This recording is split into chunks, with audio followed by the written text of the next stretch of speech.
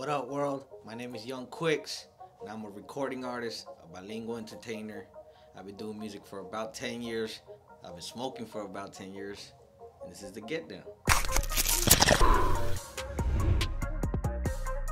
The first time that I ever smoked weed, I was still in high school. I believe it was my junior year, I would like to say, my junior year of high school.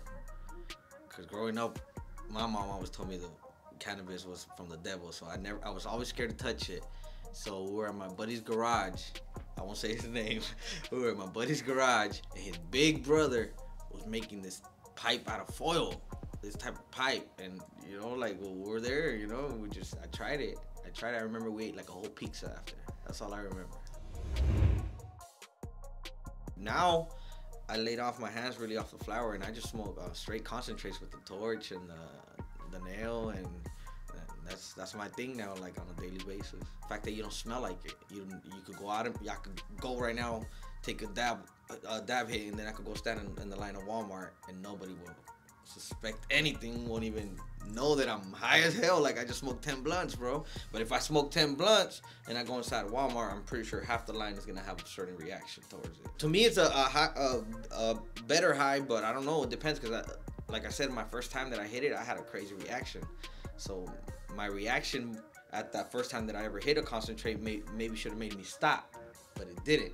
You know, because some people I know that once they hit the concentrate, they're like, oh no, I ain't touching that again. But I tried it again, and now this is my thing. We're gonna try the bong. We're gonna try a bong hit, and we're gonna try some Maven genetics. Let's try it. Let's see what it do. Damn, you're taking me back. Well, not back, because remember I started with a foil pipe, so this is way better. This is way better.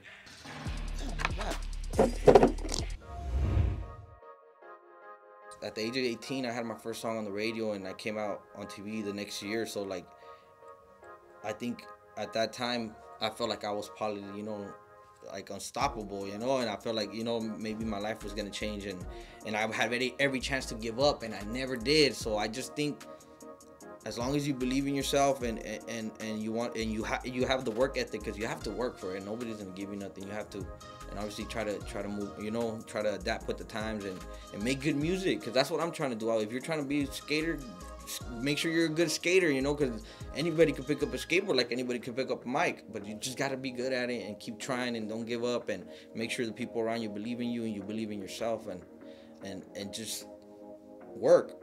That's all I can say, because that's all I'm doing. I'm just working, and you know, the more I work, the more new people see me, and the more new people reach out, and the more support you get, and it just keeps growing. I mean, it might not happen overnight, but it keeps growing. I just like any OG, really. Man, I always felt like the crazy new names, maybe it's just, you know, like some chemicals or something. I don't know. I try not to get involved in all those politics, but I like just anything that looks good and smells good, and, you know, as long as it have no stem, no seeds, I'm good. You know? I'm the type of person that just needs to smoke just to function regularly now, because like growing up, or I mean, if you would ask my mom, she'd probably say that I had anxiety or something, that I couldn't stay still and stuff, you know. And I feel like this is the only thing that gets me hungry. It keeps me focused. Like right now, if I needed to go to the studio or something, like I'll just take a wax hit and I'll write a couple songs in a couple hours, you know. So that's typically like my thing to just keep me going and stuff. I don't sleep, like I sleep normal. I wake up early, you know. It doesn't really affect me to that point where I feel like it slows me down, you know. And my mom was completely against it. Now I wouldn't say she's for it, but like I could give her a CBD lotion, or she'll give it to her friends, or whatever, if they're in pain, you know. Like she believes that it does have some healing power. And I remember growing up, a lot of our households had those cannabis with alcohol remedies. So I think people knew, but the government or the laws, I would say at the time, and the fact that people were going to jail for a long time for anything related to cannabis, I think it affected people's way of thinking towards it, you know, and that's what messed it up. No. I think I represent how can I say, working society stoner. if that's even a term. Like I feel like, you know, like I could do anything. Like, you know, I could go, if I need to go fix something, I'll do it while I'm high. I eat while I'm high. You know, everything. say so, because like I think I started doing music.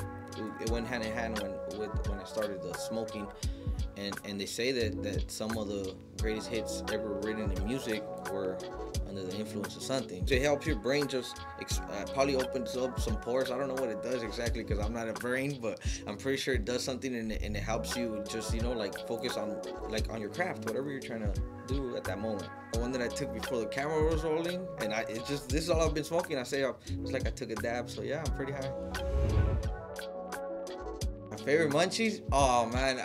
See, I'm probably gonna get this wrong and people are gonna go in on me, but I say chicharrones, but they're not chicharrones. You know what I'm talking about? The ones I call them churros, I say, but they're called chicharrones, and people always go in on me. They're like, "Why do you call them churros?"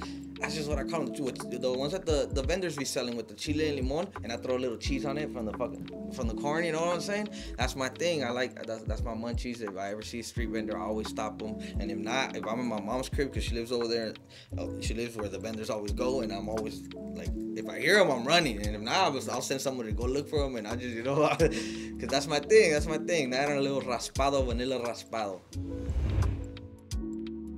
My first concert was in high school, junior year. Damn, I hope my principal is now watching this. I ditched my school, jumped the fence out of my school to go to Channel Islands High School here in Oxnard, California, to perform in their lunch in front of everybody, bro.